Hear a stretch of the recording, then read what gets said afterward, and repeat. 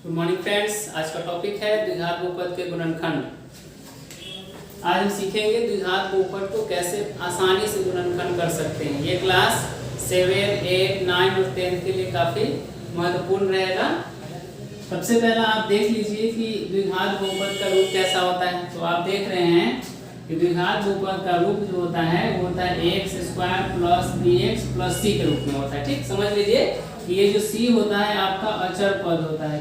अचर पद जिसे कांस्टेंट टर्म कहा जाता है। कांस्टेंट टर्म इंग्लिश में इसको बोलते हैं। जान लीजिए बीच वाला पद जो b है ये x का गुणांक होता है। x का गुणांक जिसे इंग्लिश में कोएफिशिएंट ऑफ x कहते हैं। और ये जो है ये x² का गुणांक होता है जिसे कोएफिशिएंट ऑफ x² कहते हैं।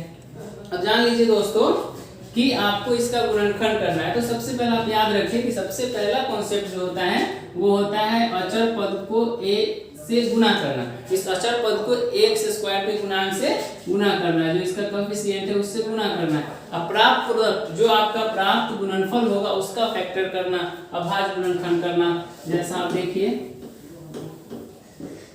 क्वेश्चन को देखिए, जैसा ये 12 है, 12 का आप सबसे पहले गुणा करिए 3 से, कितना मिलेगा 12 तिहाई 36 मिला।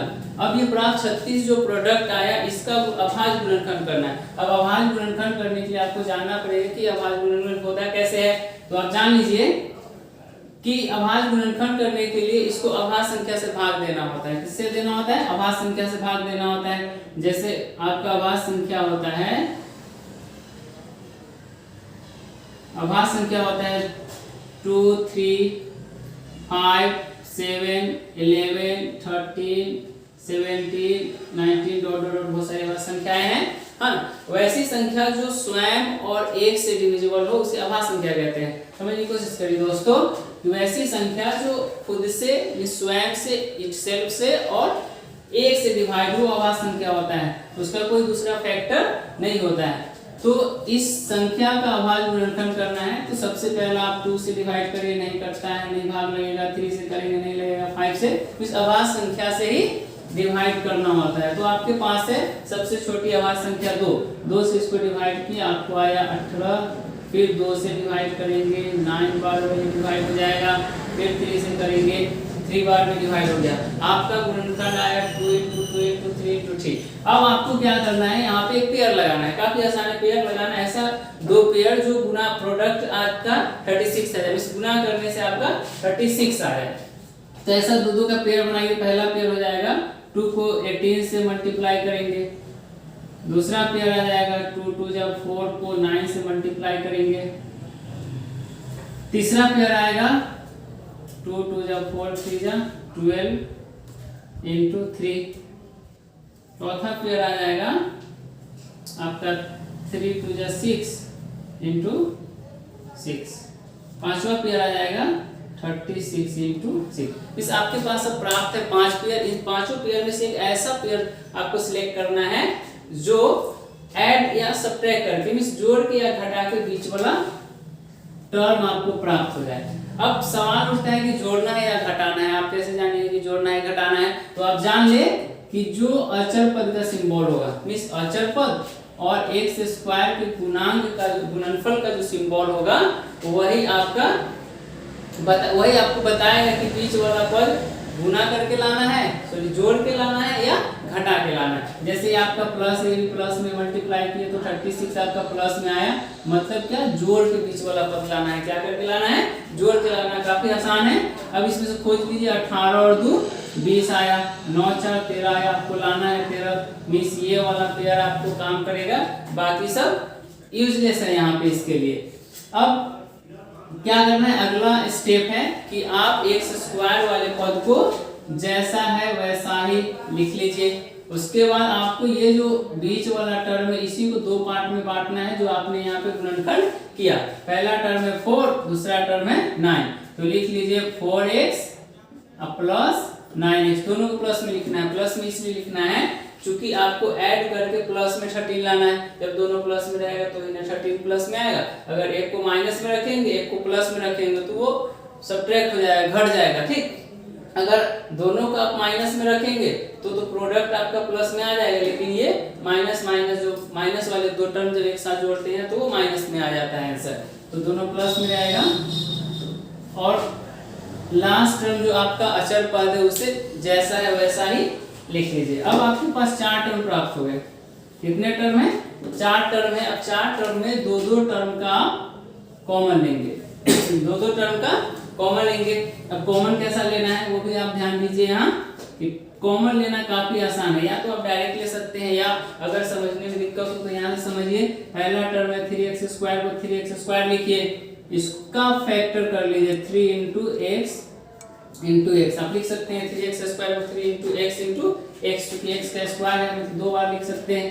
दूसरा टर्म है आपका 4x, और 4 का फैक्टर तोड़ लीजिए, 2 2 जा 4 मीन्स 4 को लिख सकते हैं 2 into 2, और x को लिख सकते हैं x।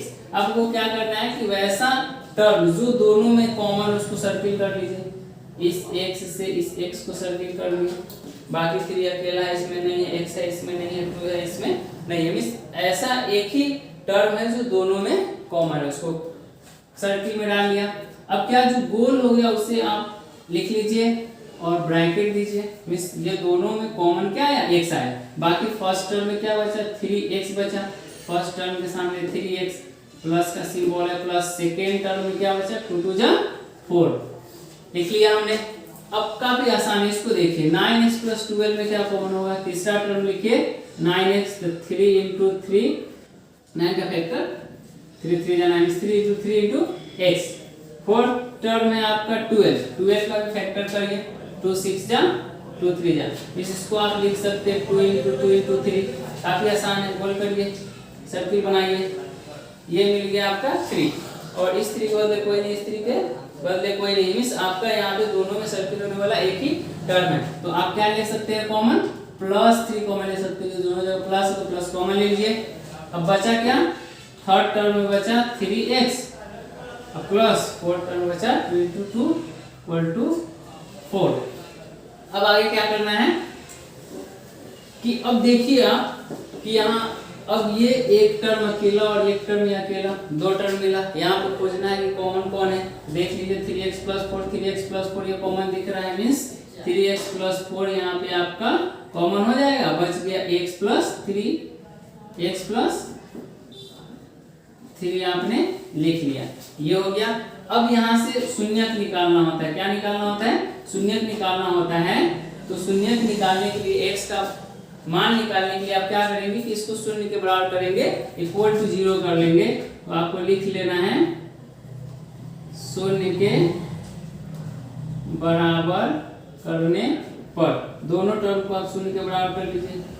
3x + 4 = 0, 3x = -4, क्योंकि एक पक्ष से दूसरे पक्ष में जाता है तो चिन्ह बदलता है, इसलिए x = -4/3। एक मान आ गया x का -4/3। अब जानते हैं कि चूंकि द्विघात बहुपद है, द्विघात बहुपद के 2 शून्यक होते हैं, तो एक आ गया आपका -4/3।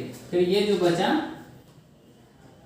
चूंकि x + 3 इसको भी 0 के बराबर कर लेना है, इसलिए x = आ गया -3। ये दोनों हल आप प्राप्त किए जब प्लस में था। अब देखिए कि जब प्रोडक्ट प्लस में रहे और ऐड या सब्ट्रैक्ट करके माइनस में लाना है तो कैसा आप बनाएंगे? काफी आसान, यही 4 कॉन्सेप्ट है आपको सीखने का कि जब प्लस में रहे, माइनस प्लस में रहे, प्लस माइनस में रहे और माइनस में रहे। तो एक आपने जाना कि प्लस में रहेगा तो आप कैसे इसका गुणनखंड करेंगे। दूसरा है आपका, देखिए दूसरा क्वेश्चन माइनस प्लस में है, काफी आसान है, ये भी सेम वैसा ही जैसा आपने किया इससे पहले। 12 3 जा 36 का फैक्टर तोड़ लेना है, काफी आसान है। 3 3 जा 9, पेयर बना लेना है, 2 into 18 दूसरा पेयर, 4 into 9 तीसरा, 12 into 3 चौथा, 6 into 6 और 5 पेयर है 36 into 1। वही कॉन्सेप्ट, ऐसा पेयर बनाना है तो 36 के इक्वल आ जाए। अब इसमें से एक ऐसा पेयर खोजना है जो जोड़ के या घटा के 13 लाए, यहाँ जोड़ है मतलब जोड़ के पीछे वाला पद लाना है, इस ऐड करके लाना है। तो 9 4 13 ये ऐड हो रहा है।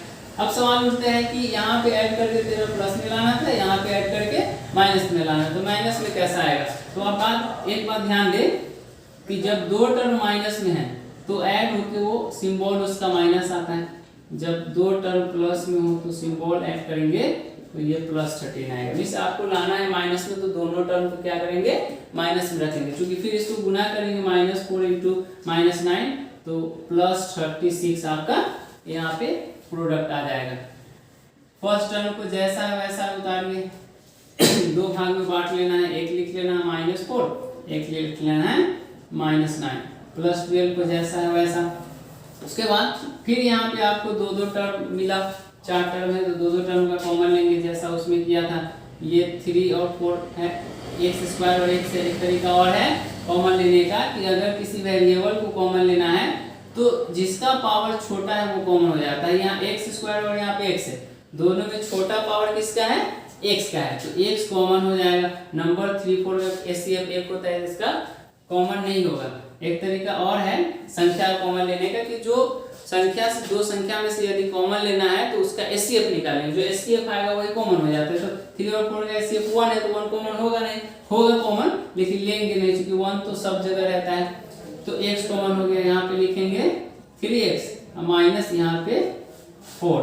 अब ये दो टर्म है 9x और 12, तो 9 और 12 का HCF होगा 3, या अगर वैसा नहीं है तो आप कर लीजिए 3 टर्म है 9x, इसको लिख सकते हैं 3 × 3 × x। 4 टर्म है आपका 12, लिख सकते हैं 2 × 2 × 3। अब दोनों में जो गोल हो रहा है उसको देखिए, सर्किल में कौन आया 3 आया, तो आप 3 कॉमन ले सकते हैं। अब सवाल उठता है कि 3 कॉमन ले तो प्लस यहाँ पे आएगा या माइनस आएगा, तो आप देखिए पहला ये वाला पद जो देख रहे हैं 3x - 4 है, तो यहाँ भी आना चाहिए 3x - 4। जब तक इक्वल नहीं आएगा तब तक फैक्टर सही नहीं होगा। तो ये प्लस में है, इसको प्लस को यहाँ माइनस करना है तो कॉमन माइनस लेंगे, तो ये माइनस वाला यहाँ +3x आ जाएगा। कॉमन लेने के बाद ये प्लस जो है माइनस हो जाएगा। माइनस के बाद जो कॉमन लेते हैं तो चिन्ह बदलता है। और ये 12 है तो 12 से 3 कॉमन लिए तो 3 4 जा मीन्स यहाँ भी देख सकते हैं 2 2 4 बच गया हुआ है, मीन्स यहाँ 3 कॉमन लिए तो डिवाइड करते हैं ना, 3 3 जा 3 4 जा। अब जो आपका दो टर्म आया उसमें ये दोनों एक जैसा है, मीन्स इसको कॉमन ले लीजिए, बच गया आपके पास x - 3। फिर वही शून्य के बराबर कर लेना है, क्योंकि 3x - 4 = 0, 3x = 4, इसलिए h = 4/3। फिर इसको 0 के बराबर करिए, x - 3 = 0, इसलिए x = 3 आ गया। ये भी क्लियर। अब आप देखिए कि यहाँ भी सेम मैंने एक ही जैसा क्वेश्चन लिखा है क्योंकि बताने में आसानी हो, आप भी समझ पाए अच्छी तरह से। अब देखिए ये है 3x² + 5x - 12। देखिए कि 12 और 13 का सेम ये फैक्टर आएगा 3 का। अब देखिए कि यहाँ पे जो कांस्टेंट टर्म है वो माइनस में, इस माइनस ये बताता है कि आपको घटा कर 5 लाना है। क्या करके लाना है? घटा के लाना है, फिर यही काम करेगा। आपको क्वेश्चन थोड़ा सा चेंज करते हैं। मान लीजिए यहाँ पे 9 लाना है, क्या लाना है? 9 लाना है। तो देखिए इसमें 18 - 2 18 - 2 16 आएगा, आपको लाना है 9, ये काम नहीं किया। 9 - 4 आपका 5 आएगा, काम नहीं किया। ये पेयर आपका काम कर रहा है 12 - 3 12 - 3 = 9। अब देखिए कि ये पेयर काम कर रहा है। अब आप जानते हैं कि घटता कब है? जब एक दो पेयर में एक प्लस में हो और दूसरा टर्म माइनस में हो, या पहला माइनस में हो दूसरा टर्म प्लस में हो, तो आप माइनस कर सकते हैं, घटा सकते हैं। तो आपके पास एक 9 और 3 है, और घटाने के बाद लाना कैसा है? प्लस में लाना है। तो यदि आप 9 को प्लस में और 3 को माइनस में रखेंगे तो आपको आ जाएगा, सॉरी 12 है ना आपका, हाँ 12 है। 12 को प्लस में 3 को माइनस में तो आपको आ जाएगा 9। अगर आप 12 को माइनस में 3 को प्लस में तो आएगा -9। आपको लाना है +9, मीन्स आपको बड़ा टर्म को रखना है प्लस में, छोटे टर्म को माइनस में, क्योंकि लिखाता है किसका सिंबल है? जो बड़ा होता है। पहला टर्म को सेम लिख लेना है, दूसरा टर्म को टू पार्ट में बांटिए। प्लस में 3x है और माइनस में 12x है और माइनस में 3x है, प्लस में लाना इक्वल टू 12। अब फिर वही दो टर्म का कॉमन ले लेना है। तीन सबसे बड़ी से बड़ी संख्या जो दोनों को काट दे वही कॉमन होता है, तो 3 और 12 में 3 बड़ी है, जो 3 और 12 दोनों को काट दे और x स्क्वायर, x में x कॉमन हो जाएगा, छोटा घात वाला ही कॉमन होता है, छोटा पावर वाला। यहाँ से 3x निकला तो 3 निकल गया, 1x निकला तो बचा 1x। अब प्लस 4 बच गया, 3 4 12, x तो कॉमन है। यहाँ पे आप माइनस कॉमन लेंगे तो 3 बचा x, माइनस कॉमन हो गया मतलब माइनस निकल गया तो हो जाएगा वो प्लस, और 3 4 12, यहाँ भी x प्लस 4, यहाँ भी x plus 4, means x plus 4 into 3x minus 3, काफी आसान है, ध्यान दीजिएगा। अब यहाँ फिर कीजिए, चूंकि x प्लस 4 इक्वल टू 0, इसलिए x equal to minus 4, 3x minus 3 equal to 0, 3x equal to plus 3, इसलिए x इक्वल टू 3/3 आ गया। अगला क्वेश्चन जो आपके सामने,